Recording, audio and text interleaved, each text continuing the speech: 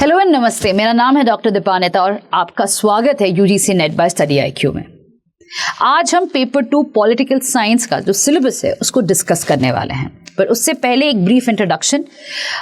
मैंने UGC net JRF दोनों political science और इंटरनेशनल रिलेशंस में क्लियर किया हुआ है, बट जो यूजीसी नेट पॉलिटिकल साइंस था उस समय पे जो क्वेश्चन पेपर था वो सब्जेक्टिव था और पेपर 1 क्वालिफाइंग होता था। धीरे धीरे पैटर्न चेंज हुआ, पैटर्न चेंज होते होते वहाँ पे MCQs आ गया और जो मेरा IR का यूजीसी नेट JRF था वो MCQ बेस्ड यूजीसी नेट का एग्जाम में मैंने क्लियर किया है। अब उसके बाद भी सिलेबस पैटर्न चेंज होता गया है, बट अगर हम बात करते हैं पॉलिटिकल साइंस पर्टिकुलरली इस सब्जेक्ट का सिलेबस का, तो ढांचा तो वही का वही है, थोड़ा बहुत इधर से उधर हुआ है। सिलेबस रिमेन्स कांस्टेंट और कांस्टेंट ही रहने वाला है क्योंकि बहुत सारी चीजें यहाँ पे तो आपका स्टैटिक टॉपिक्स हैं, राइट। हो सकता है कुछ चीजें कुछ नए एडिशंस हुए हैं, एग्जाम्पल्स बढ़ गई हैं, कुछ नए स्कॉलर्स ऐड कर दिए गए हैं, but at the end of the day the syllabus remains constant. अब हाँ, क्वेश्चन का जो पैटर्न आया है, जो आपको प्रीवियस ईयर क्वेश्चंस अगर आप देखते हो तो वो जरूर थोड़ा टफ हो गया है। That is also that has to be accepted as well. तो क्वेश्चन पेपर्स या क्वेश्चन का जो ट्रेंड रहा है, it has move towards more difficult level rather than going on the other side, right. Easy नहीं हुआ पेपर। अच्छा, paper 2 का अगर आप सिलेबस देखते हो तो it is vast. Political science का तो इट्स ह्यूज, ठीक है। उसको किस तरीके से डील किया जाएगा उसके लिए एक थंब रूल है, तो जैसे से हम करेंगे तो आई टॉक अबाउट इट। तो इतना वास्ट सिलेबस जो एक्चुअली आपने मास्टर्स में कवर किया होगा, इवन बैचलर्स में कवर किया हो, उसको किस तरीके से एक एग्जाम पर्सपेक्टिव, बिकॉज ये MCQ बेस्ड है, उसको किस तरीके से आप डील करोगे वो बहुत इंपॉर्टेंट है। क्योंकि आपके जो बैचलर्स या मास्टर्स लेवल पे आपने पढ़ाई की होगी उसमें लिखने का होगा, राइट। जो कंसेप्ट्स हैं, जो आर्ग्यूमेंट्स हैं, क्रिटिसिजम्स हैं, उसको आप बड़े बड़े पैराग्राफ्स में पेज आफ्टर पेज लिखने की आदत होती है। उसको किस तरीके से क्रिस्प कंसेप्चुअल क्वेश्चंस को MCQ बेस में आप सॉल्व करोगे, वो एक it's an important trick to master, ठीक है। तो that is something that you really have to work, और उसका एक ही सोल्यूशन है, जितना प्रीवियस ईयर क्वेश्चंस कर पाओगे उतना बेहतर है, ठीक है। तो MCQs को सॉल्व करना मतलब ही PYQs सॉल्व करना है। प्रीवियस ईयर क्वेश्चंस जितना आप करोगे वही सीक्रेट है, ठीक है। The second thing I want to deal is कि क्या पढ़ना चाहिए। मेरे हिसाब से सोर्सेस कम कर दो आप। तो यहाँ पे when I am saying sources कम कर दो, यहाँ पे दो चीजें again I wanted to bring in. एक ये कि अगर आपने पॉलिटिकल साइंस बैचलर्स या मास्टर्स में किया है तो आपके पास ऑलरेडी किताबें हैं, तो एक्स्ट्रा किताबों में मत जाओ।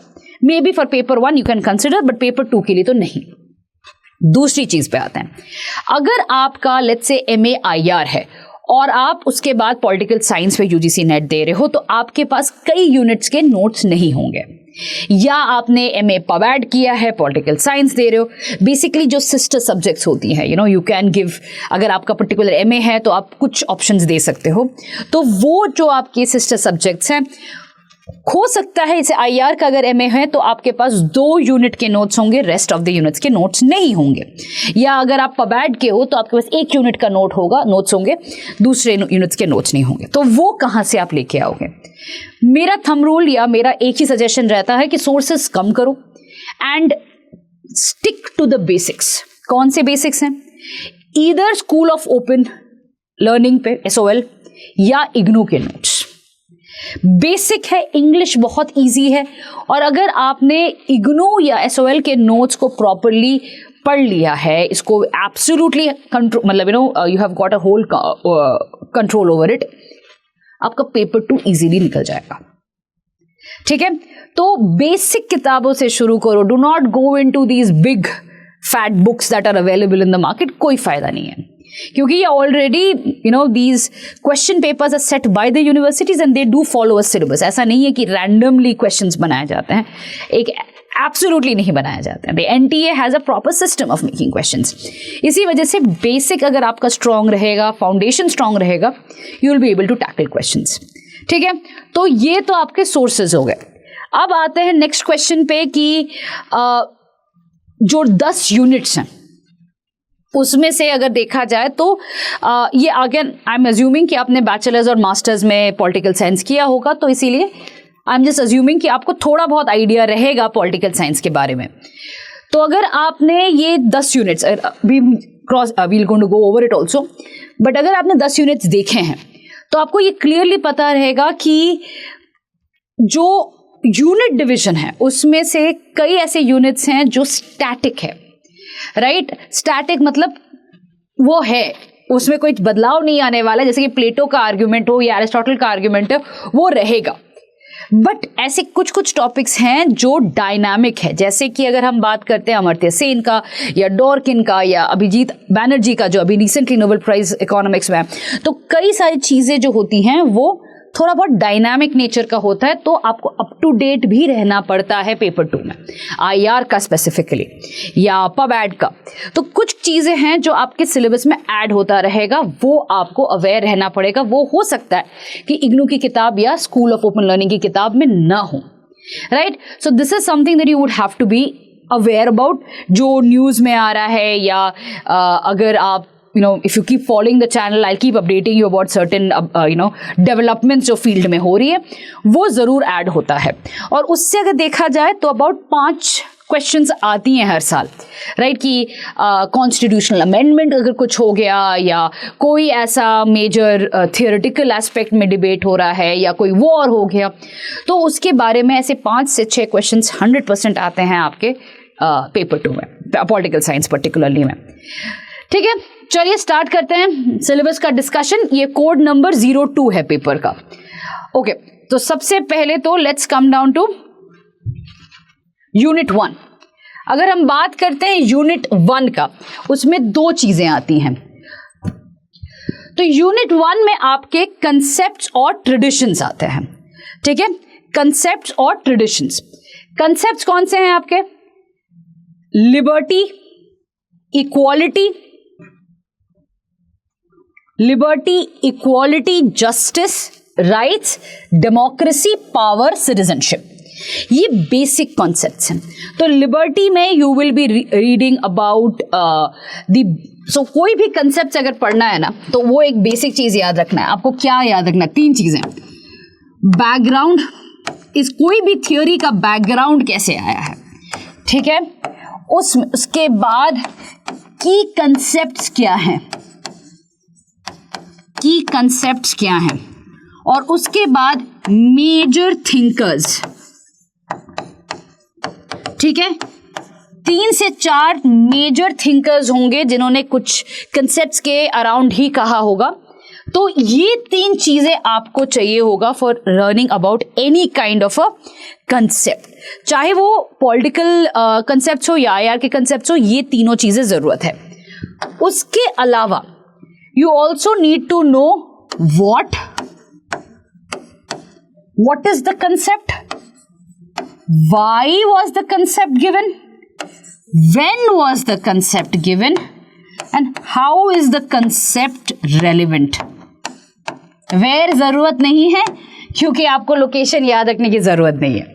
तो what is the concept, why was the concept developed, क्यों जरूरत था उसका, when was it developed, मतलब टाइमिंग क्या है उसका, may be not the date but circumstance आपको याद रखना पड़ेगा, and how is the concept relevant. ये 4 क्वेश्चंस के जवाब आपको ढूंढना पड़ेगा और वही 4 क्वेश्चंस को आप नोट्स में बना के रखो। ठीक है, so for example if you are doing liberty, so what is liberty, why was it talked about, क्यों लिबर्टी पे इतना डिबेट था, when was it talked about, timing क्या है उसका, and finally how is it relevant today, कैसे relevant है। तो ये अगर आपने कर लिया, इट विल बिकम ईजियर। इसमें और एक क्वेश्चन में डालने वाली हूं, हु, बिकॉज यहां पे तब आपको थिंकर का नाम आ जाएगा। So who is also important, किसने ये बेसिक कंसेप्ट दिया है। ठीक है, तो this is something that if you follow, आपके नोट्स बहुत ही कोहेसिव रहेंगे, कॉम्प्रिहेंसिव रहेंगे, इजी रहेगा आपको रिवाइज करने के लिए। नोट्स बनाना ज़रूरी है, नोट्स के बिना आप रिवाइज नहीं कर सकते हो। So any student who comes and tells me कि नहीं नोट्स नहीं, हम तो नोटबुक में माने बुक में मार्क करते हैं, भूल जाओ। इग्नू में अब एटलीस्ट 12 किताबें होती है, और 12 किताब को अगर एग्जाम के पहले रात को खोलोगे ना, कुछ याद नहीं रहने वाला है। तो खुद के नोट्स बनाओ, there is no other shortcut to it. ठीक है, खुद का एक रजिस्टर होना चाहिए जहां पे आपके सारे नोट्स होने चाहिए, ताकि एग्जाम के 2-3 दिन पहले आप उसी रजिस्टर को बार बार रिवाइज करोगे। ठीक है, ओके, तो कंसेप्ट्स हो गया। तो चाहे वो आप लिबर्टी की बात कर रहे हो, इक्वालिटी की बात कर रहे हो, जस्टिस, सोशल जस्टिस की बात हो रही है, या राइट्स, कौन से राइट्स, कैसे राइट्स हैं, नेचुरल राइट्स, ह्यूमन राइट्स, सारा इसमें आ जाएगा। Democracy, why is democracy, Greek city state से लेके मॉडर्न स्टेट के अंदर क्या डिफरेंस है डेमोक्रेसी में। पावर का डेफिनेशन, फूको का डेफिनेशन, प्लेटो का अंडरस्टैंडिंग ऑफ पावर। उसके बाद सिटीजनशिप, टीएच मार्शल का आर्ग्यूमेंट, सारा इधर ही आता है। कंसेप्ट के साथ साथ की थिंकर्स को भी आपको समझना है। उसके बाद आते हैं पॉलिटिकल ट्रेडिशंस पे। पॉलिटिकल ट्रेडिशंस अगर हम देखते हैं तो ये काफी बेसिक पॉलिटिकल ट्रेडिशंस हैं। सो लिबरलिज्म हो गया, कंजर्वेटिज्म हो गया, socialism, Marxism, feminism, ecologism, multiculturalism और पोस्ट मॉडर्निज्म। ठीक है, तो कुछ आपके again as I said static है, जैसे लिबरलिज्म हो गया, कंजर्वेटिज्म, सोशलिज्म या मार्क्सिज्म आपका स्टैटिक थियोरीज हैं। ये ट्रेडिशंस अभी और कुछ ऐड नहीं हो रहा है, यू कैन रीड इट कि कौन थिंकर्स हैं, क्या है।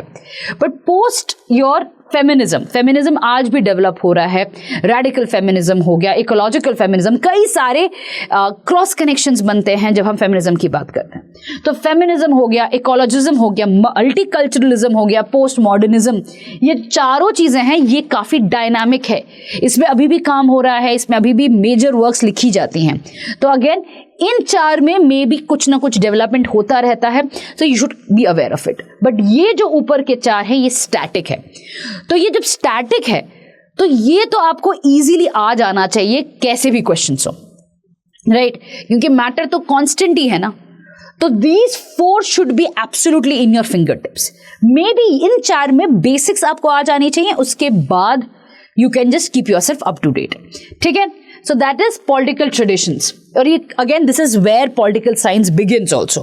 अगर आप थियोरी नहीं करोगे तो आपको नहीं समझ में आएगा how power behaves, how politics turn out, right?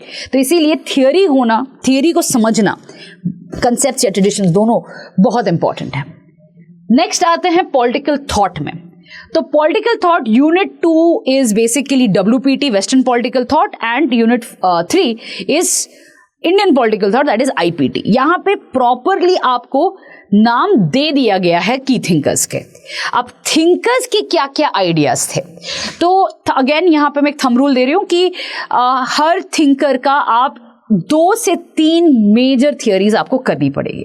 ठीक है, तो जैसे कन्फ्यूशियस का गोल्डन रूल हो गया, so Confucius was a Chinese philosopher and one can compare Confucius maybe with Kautilya of India. जैसे सुनजू थे वहां चाइना में भी थे, तो वैसे ही कन्फ्यूशियस भी था, और हमारे यहाँ पे भी कई ऐसे स्कॉलर्स हैं इंडियन पॉलिटिकल थॉट में भी पढ़ेंगे। तो कन्फ्यूशियस का गोल्डन रूल है, कन्फ्यूशियस का चाइना को लेके जो आइडिया, सिविलाइजेशन को लेके आइडिया, वो आपको पढ़ना पड़ेगा। उसके बाद प्लेटो आ गया, प्लेटो का जस्टिस थियोरी है, आइडियल स्टेट का है, फिलोसोफर किंग का आइडियाज हैं, उन सब पॉलिटिकल थॉट्स को आपको पढ़ने पड़ेंगे।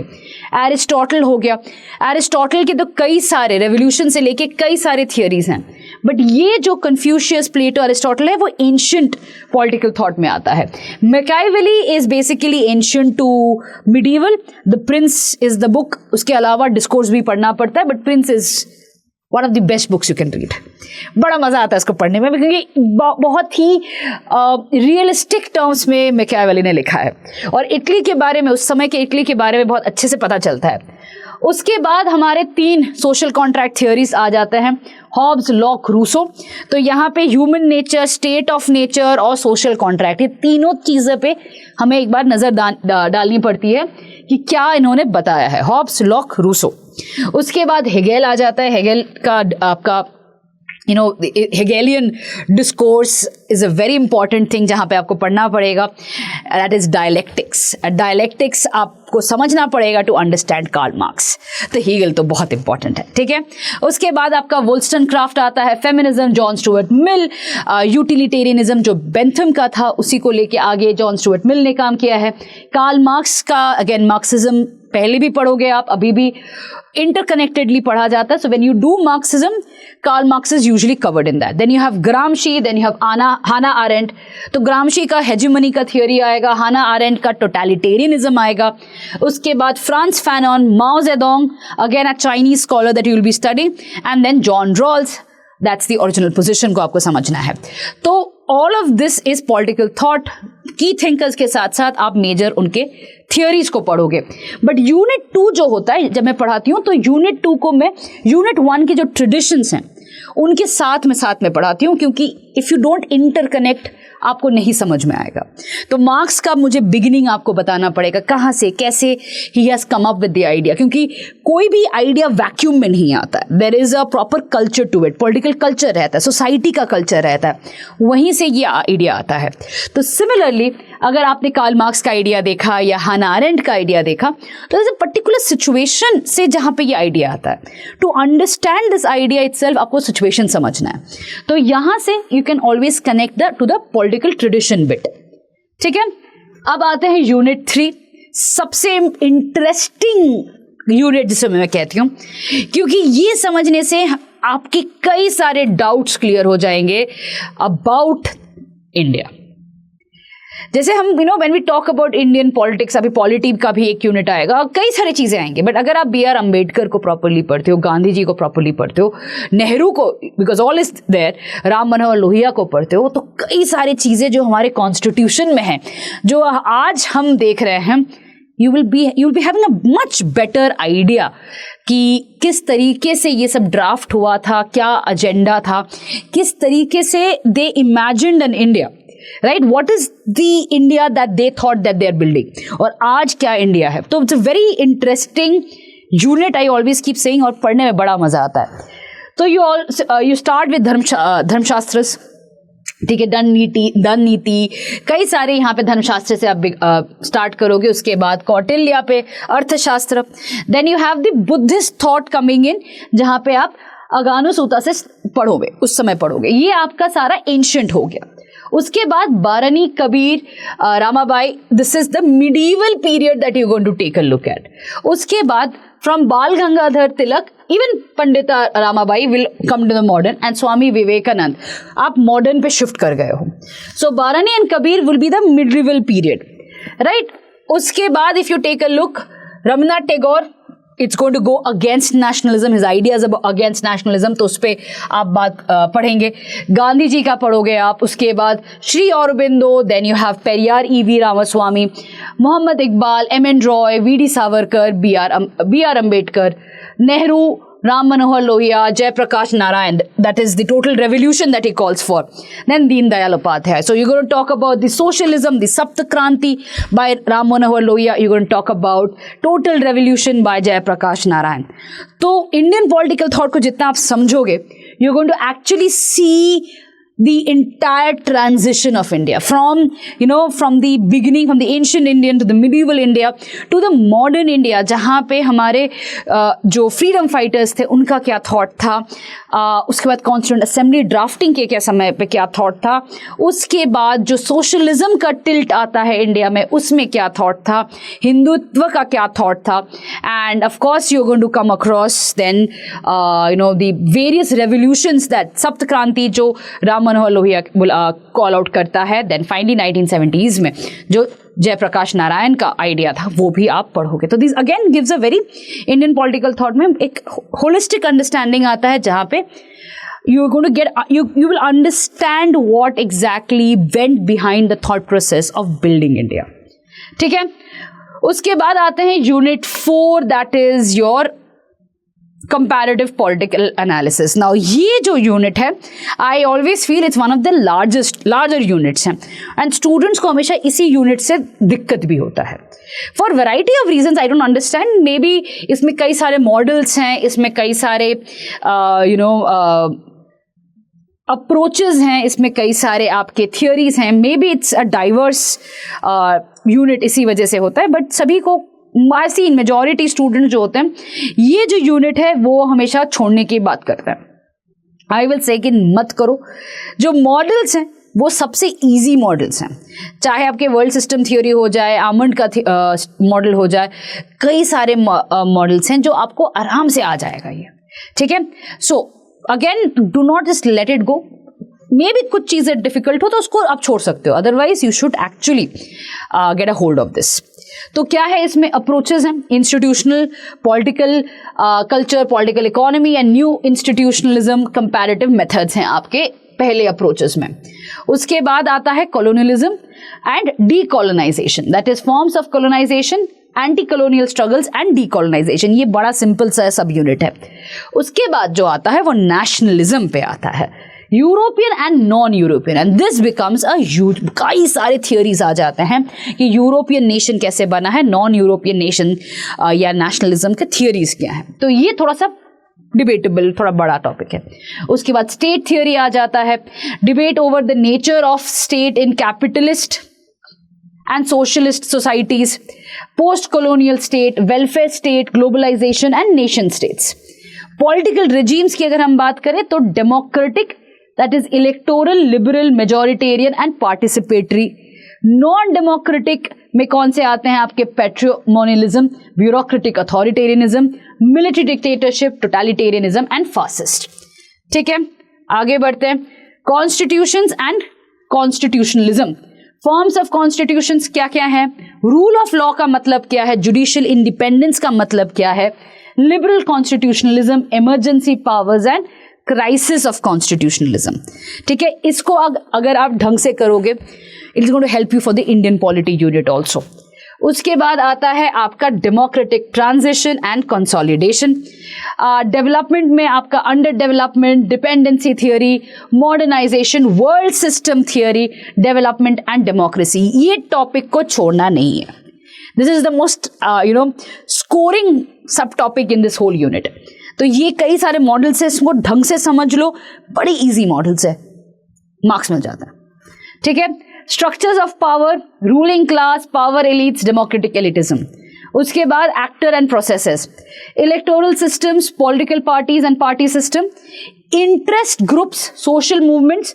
इसमें से new social movements, old social movements, किस तरीके से ट्रांजिशन हुआ है, ये काफी इंपॉर्टेंट है। Non governmental organisation, that is NGO, civil society किस तरीके से फॉर्म करता है, एंड रेवोल्यूशंस पे थोड़ा सा फोकस करना है। जब हम when we talk about Aristotle and we talk about Marxism, वहाँ पे रेवोल्यूशन जब बात करेंगे तो यूजुअली इंटरकनेक्ट करके ही पढ़ाया जाता है ये भी टॉपिक। ठीक है, ये जो रेवोल्यूशन वाला पार्ट है। बट अगेन ये वाले क्वेश्चन से मैंने देखा है यूजुअली ये न्यू सोशल मूवमेंट और ओल्ड सोशल मूवमेंट पे सबसे ज्यादा क्वेश्चन आते हैं। Okay, unit 5 is IR। ये काफी डायनामिक है। ठीक है, it's a very dynamic unit. So approaches to the study of IR, क्या क्या आपके थियोरीज हैं। तो आइडियलिज्म एकदम मतलब सब कुछ बढ़िया है, एकदम टॉकिंग अबाउट सब कंट्रीज फ्रेंड हो सकते हैं, वैसा वाला थियोरी से लेके रियलिज्म जहाँ पे ये कहा जाता है कि भैया war is the constant thing पूरी दुनिया में, यहाँ तक का एक जर्नी आप कवर करोगे, किस तरीके से ये चेंज होता है। Then you go to come to structural Marxism, Marxism कैसे देखता है IR में। न्यू लिबरलिज्म क्या होता है, न्यू रियलिज्म, क्यों रियलिज्म के बाद न्यू रियलिज्म आया। उसके बाद सोशल कंस्ट्रक्टिविज्म क्या होता है, जहाँ पे आइडियाज़ को लेके बात होती है। क्रिटिकल स्टडी क्या होता है, क्रिटिकल थियोरी क्या होता है, जहाँ पे सिटीजन्स को देखा जाता है। फेमिनिज्म क्या होता है। पोस्ट मॉडर्निज्म के बारे में भी हम पढ़ेंगे। तो पोस्ट मॉडर्निज्म IR, और आपको याद होगा पॉलिटिकल ट्रेडिशंस में भी पोस्ट मॉडर्निज्म था। तो दोनों को समझेंगे क्या डिफरेंसेस हैं और क्या सिमिलैरिटीज हैं दोनों में, राइट। तो अगेन थियोरी आता है आपके अप्रोचेस में। इसका कंसेप्ट्स आर एब्सोल्युटली एसेंशियल। मैं हमेशा ये कहती हूँ कि कंसेप्ट्स पहले करना चाहिए, अप्रोचेस बाद में, क्योंकि कंसेप्ट्स अगर आपके क्लियर नहीं होंगे तो अप्रोचेस नहीं समझ में आएगा। तो कंसेप्ट्स का what are the words that you should know, कि स्टेट क्या होता है, नॉन स्टेट एक्टर क्या होता है, पावर क्या है, सॉवरेनिटी क्या है, security, that is there are two types of security, traditional and non traditional. Traditional मतलब मिलिट्री वाला, और नॉन ट्रेडिशनल मतलब food security, energy security, water security, climate को लेके। तो ये दोनों चीजें आपके लिए इंपॉर्टेंट हैं। तो क्रिटिकल थियरी अगर समझना है तो आपको ये ट्रेडिशनल वर्सेस नॉन ट्रेडिशनल समझना पड़ेगा। तो usually what I advice is, पहले आप कंसेप्ट्स करो, उसके बाद ही आप अप्रोचेस में आओ, ठीक है। उसके बाद आपका conflict and peace, that is changing nature of warfare, weapons of mass destruction, deterrence, deterrence is nuclear deterrence, conflict resolution and conflict transformation. तो ये आपका कॉन्फ्लिक्ट एंड पीस में आएगा। UN aims, objective, structure and evaluation of the working of the UN, peace and development perspectives, humanitarian intervention, international law, international criminal court ICC। तो एक आपका international court of justice है ICJ, जो UN का part है। तो जब आप UN करोगे तब ICJ करोगे। इंटरनेशनल क्रिमिनल कोर्ट ये अलग है, रोम स्टैट्यूट के अंडर आता है। रिसेंटली जो प्यूटिन के अगेंस्ट अरेस्ट वारंट आया था वो ICC का था, ठीक है। तो ये आपको UN पे करना है। उसके बाद पॉलिटिकल इकोनॉमी ऑफ IR आ जाता है, जहां पे आप globalisation, global governance, Bretton Woods system, यहां पे आप नॉर्थ साउथ डायलॉग, G20 आजकल काफी इंपॉर्टेंट है। तो G20 के बारे में, ग्लोबल साउथ क्या होता है उसके बारे में, WTO के सारे जो अभी मिनिस्टीरियल डायलॉग्स हुआ था, इंडिया के पर्सपेक्टिव से आपको पढ़ना पड़ेगा। इंटेलेक्चुअल प्रॉपर्टी राइट्स के बारे में पढ़ना पड़ेगा। ब्रिक्स इज वेरी इंपॉर्टेंट, तो उसको भी आपको एक बार देखना पड़ेगा। So political economy, that's basically the economic side of it, you would have to take a look at. और ब्रिक्स में आजकल बात हो रही है कि to have a de-dollarization process, तो उसके बारे में थोड़ा सा ब्रीफली हम टच भी करेंगे। रीजनल ऑर्गेनाइजेशन की अगर हम बात करते हैं तो यूरोपियन यूनियन हो गया, African Union, SCO that is Shanghai cooperation organisation, ASEAN, BIMSTEC थोड़ा सा टच करना ही पड़ता है, अगर सिलेबस में है नहीं, बट बिम्स्टेक और सार्क दोनों को, because it's relevant from India's perspective, दोनों को एक बार टच करना जरूरी है, right. Moving on, contemporary challenges क्या क्या हैं आज के दिन में IR में चैलेंजेस। तो एक हो गया आपका इंटरनेशनल टेररिज्म, क्लाइमेट चेंज पे सारे जो क्योटो प्रोटोकॉल, ये आपका ऑलरेडी अगर आप देखोगे पेपर 1 में है। पीपल डेवलपमेंट वाला जो यूनिट है, पीपल डेवलपमेंट एंड एनवायरनमेंट वाला जो यूनिट है, इसमें ऑलरेडी क्लाइमेट चेंज के बारे में है। So it's an overlapping topic that you going to read, ठीक है। तो climate change and environmental concerns हो गया, human rights, migration and refugees, तो आज के दिन में कई सारे रिफ्यूजी कंसर्न्स हैं, तो उसको पढ़ना है। Poverty and development, role of religion, culture and identity politics. So all of these are contemporary challenges to international relations. तो उसको एक बार देखना है। आगे बढ़ते हैं, India's foreign policy, again a very interesting unit. तो यहाँ पे आपको पर्सपेक्टिव और इंडियाज फॉरेन पॉलिसी कवर करना है। कैसा इंडिया का आइडेंटिटी था as a post colonial developing rising power, and आज के दिन पे how do we look India as a one of the rising political economy. So basically we have to take a perspective from the starting, from the Panchsheel period to today, ठीक है। Non alignment से strategic autonomy का जो journey है उसको आपको देखना पड़ेगा, समझना पड़ेगा, राइट। क्या क्या है, so basically when you do India after independence, जो आप एक हिस्टोरिकल पर्सपेक्टिव लोगे, चाहे आप you take a look from Panchsheel, then you take a look at the 1962 war, then 1965 war, उसके बाद उस समय पे क्या इंडिया में सिचुएशन था, उसके बाद 1971 वॉर, उसके बाद कोalition गवर्नमेंट में क्या मैंने इम्पैक्ट डाला है फॉरेन पॉलिसी में, देन 1991 LPG मूवमेंट, उसके बाद आपके India's foreign policy moving towards look east, look west, ये जो सारा ट्रांजिशन आता है, and finally moving to a more aggressive foreign policy post 2014। तो पर्सपेक्टिव इसी से आपको करना है। तो अगर आप पर्सपेक्टिव प्रॉपरली कर लोगे तो कंटिन्यूटी एंड चेंज वाला टॉपिक भी आपका प्रॉपरली कवर हो जाएगा। उसके अलावा आपके determinants of India foreign policy आपको करने पड़ेंगे, अबाउट 6 से 7 डिटर्मिनेंट्स हैं, तो you should really understand the determinants, उसके एग्जाम्पल्स समझना है आपको। Non alignment movement, historical background, relevance of NAM today और इंडियाज न्यूक्लियर पॉलिसी। उसके अलावा India's relation with major powers, कौन से कंट्रीज कवर करने हैं हमें, यूएसए, यूएसएसआर बिफोर 1990, उसके बाद रशिया एंड देन चाइना के साथ। ये मेजर पावर्स हमें पढ़ने पड़ते हैं कि इंडिया के साथ क्या रिलेशन रहा है। Okay, apart from that, India's engagement with multipolar world, right, multipolar मतलब मल्टीपल सेंटर्स ऑफ पावर। उसमें हमें European Union, BRICS, ASEAN, SCO, African Union, the Southern African Development Community and the GCC, that is West Asia में जो community है, उसके साथ किस तरीके से इंडिया एंगेज करता है, बड़ा ब्रीफली करना है, एक दो क्वेश्चन ही आते हैं। India's relations with the neighbourhood, ये इंपॉर्टेंट है, तो सार्क हो गया, गुजरात डॉक्ट्रिन आ गया, लुक ईस्ट, एक्ट ईस्ट में जैसे बदलता है, लुक ईस्ट 2014 से पहले है, उसके बाद एक्ट ईस्ट आ जाता है, लुक वेस्ट पहले था, आज के दिन एक्ट वेस्ट हो चुका है। अगेन डायनामिक है, तो you really need to be aware, update करना पड़ेगा नोट्स को, ये स्टैटिक टॉपिक नहीं है, राइट, चाहे वो ब्रिक्स हो या एससीओ, उसको आपको अपडेट करना पड़ेगा, right. Then you have India's negotiation strategies, United Nations हो गया, WTO हो गया, IMF हो गया, intergovernmental panel on climate change. Again ये जो टॉपिक है ये इंटरकनेक्टेड है, आप पहले जो आप कर रहे हो UN या WTO, उसी के साथ इंटरकनेक्टेडली पढ़ाया जाता है इसको। देन कंटेम्प्रेरी चैलेंजेस भी, पहले जो चैलेंजेस मैंने बताए थे IR वाले यूनिट में, उसी के साथ इसको भी इंटरकनेक्टेडली पढ़ाया जाता है, या पढ़ सकते हो आप। मैरीटाइम सिक्योरिटी हो गया, दैट इज ओशन बेस्ड क्या क्या सिक्योरिटी इश्यूज आ रही है, energy security, environmental security that is climate change, migrants and refugees, water resources, international terrorism and cyber security. ठीक है, ये आपके contemporary challenges of India's foreign policy है, तो ये आपको particularly from the point of view of India समझना है। तो अगर आपने पहले यूनिट के साथ इंटरकनेक्ट किया है, तो पहला यूनिट इट्स अ वास्ट वाला टॉपिक, तो वास्ट समझ के देन स्पेसिफिकली इंडिया स्पेसिफिक भी लिख लेना, इजी रहेगा आपको to cover it. Okay, we move to unit 7, that is the political institution. ना ये जो यूनिट है, अगेन पॉलिटी वाला जो यूनिट है ना, जो आपकी किताब में पॉलिटी, इंडियन पॉलिटी बोल के है, या कॉन्स्टिट्यूशन एट वर्क या इंडियन कॉन्स्टिट्यूशन वाली किताब है, वहीं से है।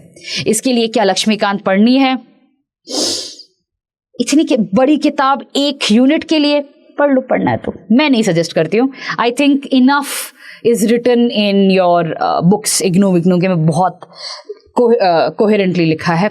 Laxmikanth is too big for this, एक यूनिट के लिए तो नहीं। अगर ये आप यूपीएससी का मुझसे पूछते तो मैं 100% बोलती, क्योंकि वहां पे पॉलिटी जो एक है वो बहुत सारे क्वेश्चंस आते हैं और लक्ष्मीकांत से आते हैं। ये एक यूनिट है, उसमें क्यों लक्ष्मीकांत को पढ़ना। अगर बट यहाँ पे मैं एक डिस्क्लेमर दे देती हूँ कि अगर आप ऑलरेडी यूपीएससी प्रिपेयर कर रहे हो, लक्ष्मीकांत पढ़ चुके हो, तो नेकी और पूछ you already know it, right. तो political institutions in India, making of the Indian constitution, colonialism heritage and the contribution of Indian national movement to the making of the Indian constitution। उसके बाद constituent assembly क्या composition है, ideological moorings क्या थे, constitutional debates क्या थे, major debates की बात हो रही है, सारे debates नहीं। philosophy of the constitution मतलब preamble, fundamental rights, DPSP, उस पर थोड़ा सा फोकस किया जाएगा। उसमें fundamental duties भी ऐड करना पड़ेगा, बिकॉज उसमें भी क्वेश्चंस आते हैं। कॉन्स्टिट्यूशनलिज्म इन इंडिया क्या क्या हैं इसके बेसिक प्रिंसिपल्स, डेमोक्रेसी हो गया, social change, national unity, checks and balances, basic structure debate, that's the Kesavananda Bharati case, major case है ये, and then constitutional amendments. Again ये वाला जो पोर्शन है ये डायनामिक है, क्योंकि हर साल अमेंडमेंट्स आते हैं और आपको अप टू डेट रहना पड़ेगा। ठीक है, सो कॉन्स्टिट्यूशनल अमेंडमेंट्स पे आपको फोकस करना जरूरी है। अगेन करंट अफेयर्स है ये। मूविंग ऑन, उसके बाद ही आ जाएगा आपका executive, you will have the legislative and the judiciary. ये ऑब्वियस बात है, you need to know the details of all of that. कई सारे आर्टिकल्स समझने पड़ेंगे कि कहाँ से कैसा कौन सा आर्टिकल किसको क्या पावर देता है। तो प्रेसिडेंट हो गया, प्राइम मिनिस्टर हो गया, यहाँ पे कोर्ट का, supreme court, high court, all of this, writ petitions, सारे के सारे आपको यहाँ पे you need to understand। उसके बाद you will also have to talk about the state governance। ठीक है, स्टेट में क्या होता है, एग्जीक्यूटिव और लेजिस्लेटर, उसमें गवर्नर का रूल या चीफ मिनिस्टर का क्या रोल है, स्टेट लेजिस्लेचर्स कैसे फंक्शन करते हैं, ये आपका यहाँ पे कवर होगा। Next you have federalism in India. Strong central framework है, एसिमेट्रिकल फेडरल प्रोविजंस हैं, role of intergovernmental coordination mechanisms, inter state councils, emerging trends. Again emerging trends हैं तो you know what is happening here, dynamic nature है इस topic का, up to date current affairs based रहेगा। ठीक है, so all of this is Indian polity. थोड़ा सा बड़ा सा यूनिट है but you need to figure this out. Okay, अब इसी यूनिट में आता है इलेक्टोरल प्रोसेसेस ऑल्सो। इसमें इलेक्टोरल प्रोसेस में आपका कैसे इलेक्शंस हुए हैं, इस साल इलेक्शन का था तो please expect questions from election, इससे तो क्वेश्चंस आने ही हैं। ठीक है, तो इलेक्शन कमीशन ऑफ इंडिया पे क्वेश्चन आ सकता है, रूल्स इलेक्टोरल रिफॉर्म्स पे क्वेश्चंस आ सकते हैं। उसके बाद लोकल गवर्नेंस पे क्वेश्चन आ सकता है, constitutional and statutory bodies that is controller and auditor general, national commission for the scheduled caste, national commission for scheduled tribes, national commission for women, national commission for minorities, ये सारे आपको आने चाहिए। इसका कब फॉर्म हुआ है, इसका बेसिक एजेंडा या विजन क्या है, मिशन विजन वाला स्टेटमेंट, प्लस इसमें अगर कोई रिफॉर्म्स आया है तो वो क्या है। तो again constitutional and statutory bodies you would need to know. Specially और एक चीज यहां पे याद रखना कि पावर कहां से मिला है इनको, स्टैट्यूटरी बॉडीज का power as in to make decisions वो कहां से आया है, you need to know about that. ठीक है, आगे बढ़ते हैं, let's come to unit 8। Unit 8 is political processes in India. तो इसमें क्या है आपका, state economy development, nature of Indian state क्या है, development planning, model new economic policy, growth and human development, process of globalisation, क्या ग्लोबलाइजेशन का impact आया है, that is social and economic implications क्या है ग्लोबलाइजेशन का इंडिया के ऊपर। उसके बाद सोशल मूवमेंट्स, दलित मूवमेंट क्या था, ट्राइबल मूवमेंट्स क्या क्या है, वुमेन मूवमेंट क्या क्या हुआ है, फार्मर्स मूवमेंट अभी भी रेलिवेंट है हमारे लिए, labour movement, all of this you would have to talk about and know. ये वाला जो टॉपिक है again connect with the old and the new social movement, जो पहले आपने यूनिट में बोला था उसी चीज के साथ अगर आप लिंक करोगे तो एग्जाम्पल्स उस अगर क्वेश्चन में आएगा तो आप टिक कर पाओगे। कई बार ऐसे इंटरकनेक्ट करना पड़ता है सिलेबस में। ठीक है, तो civil society groups that is non party social formations, non governmental organisation and social action groups, ये आपको आने चाहिए। उसके बाद regionalisation of Indian politics that is reorganisation of Indian states, ये अगेन हिस्टोरिकल टॉपिक है, किस तरीके से हुआ था, states as political and economic units, sub state regions, regional disparities, demand for new states that is secessionist movements आपको पढ़ने पड़ेंगे। जेंडर एंड पॉलिटिक्स, राइट, उसमें issues of equality and representation, basically reservation पे ये टॉपिक है। तो reservation पे जो अभी ऑलरेडी अमेंडमेंट आ चुका है बट अभी लगेगा नहीं जब तक सेंसस नहीं होगा, उसके बारे में आपको पता करना है। उसके बाद है ideology and social basis of political parties, किस तरीके से पॉलिटिकल पार्टीज फॉर्म होती हैं, both national and state parties, किस तरीके से सिंबल्स मिलता है, किस तरीके से ये एजेंडा क्रिएट करते हैं, क्या डिफरेंसेस हैं नेशनल एंड स्टेट पार्टीज में, ये आपको जानना पड़ेगा। उसके बाद है electoral politics, participation, contestation, representation and emerging trends. Basically कौन पार्टिसिपेट कर सकता है, कैसे रिप्रेजेंटेशन को cohesive, it has to represent the entire society, reservation पे फिर से फोकस किया जा रहा है। And emerging trends electoral politics में इस साल particularly because of the elections कई सारे ट्रेंड्स हैं। तो अगेन चाहे वो आप वीवीपैट की बात कर रहे हो, चाहे आप you talking about the voter turnout, details आपको पढ़ने पड़ेंगे, राइट। इमर्जिंग ट्रेंड्स पे आपको फोकस करना पड़ेगा। नेक्स्ट यूनिट आता है पबैट का, बहुत ही अगेन स्पेसिफिक यूनिट है पबैट का। एक if you have done bachelors in political science आपको पता होगा कि एक ही पेपर होता है पबैट का, राइट।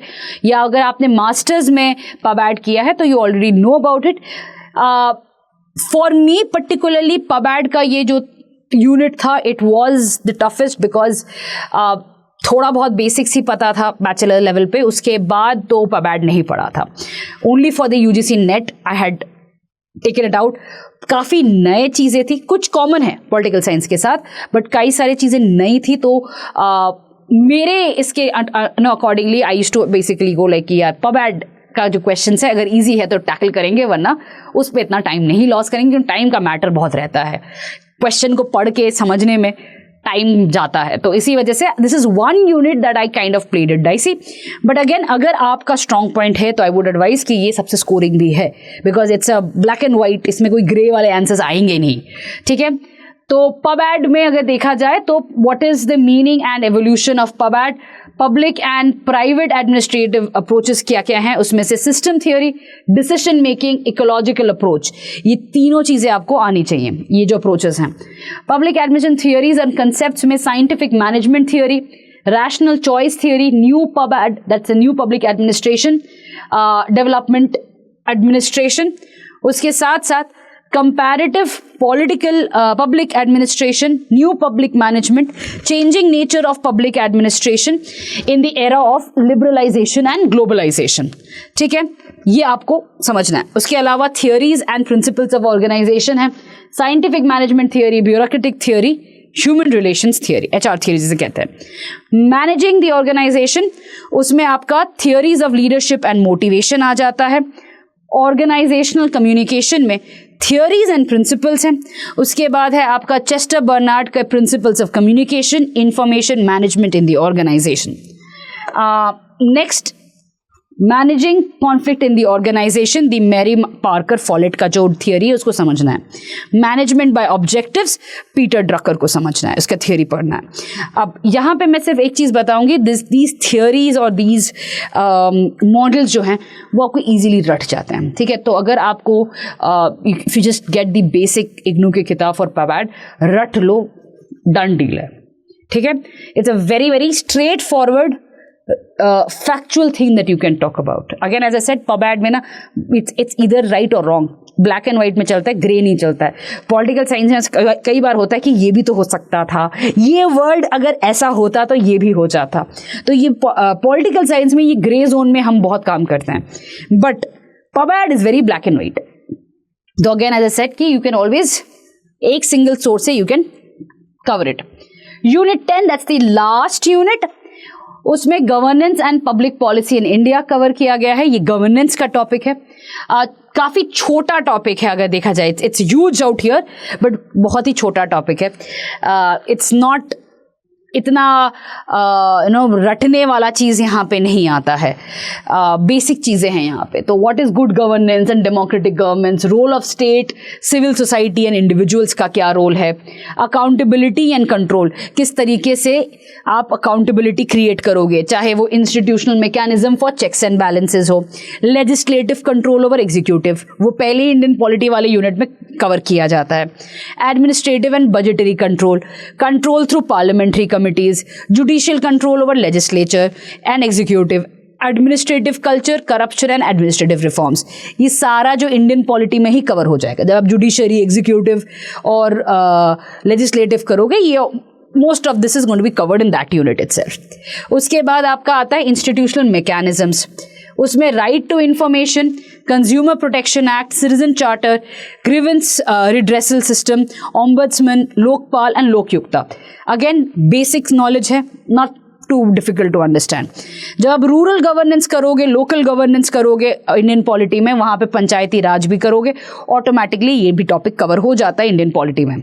उसके बाद आता है प्लानिंग एंड डेवलपमेंट, उसमें आप decentralised planning, planning for development, sustainable development, participatory development, e governance और नीति आयोग।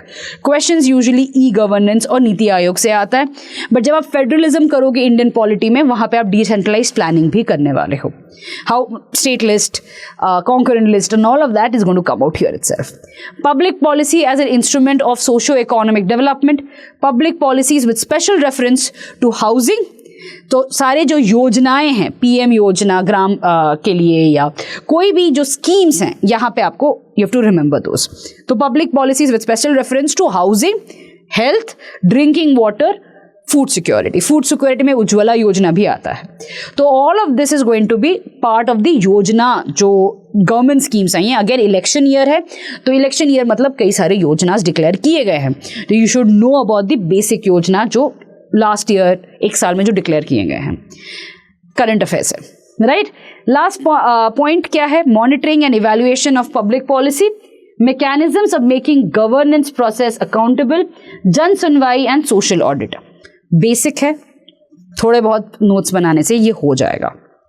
सो 10 यूनिट्स में से if you take a look at it, syllabus vast है, मैंने पहले ही कहा था, but what you need to work on is इसी पूरे सिलेबस को you need to make it crisp। इतना आपको you do not need to go back to multiple sources। मैं वही बार बोलती हूँ, multiple sources में मत जाओ आप, बेसिक सोर्सेज को ढंग से पढ़ोगे तो you can crack in any MCQ। और MCQs को किस तरीके से प्रैक्टिस करना है, प्रीवियस ईयर क्वेश्चन के बेसिस पे। तो गो हेड, PYQs निकाल के स्टार्ट सॉल्विंग, ठीक है। एंड अगेन अपने फेवरेट यूनिट्स डिसाइड कर लो। सारे 10 के 10 अगर करने की कोशिश करोगे, कहीं ना कहीं पढ़ने का टाइम नहीं रहता है। So I would advise 6 to 7 units should be your favourite, जहां से कोई भी क्वेश्चन आए आप फटाक से मार्क कर लोगे।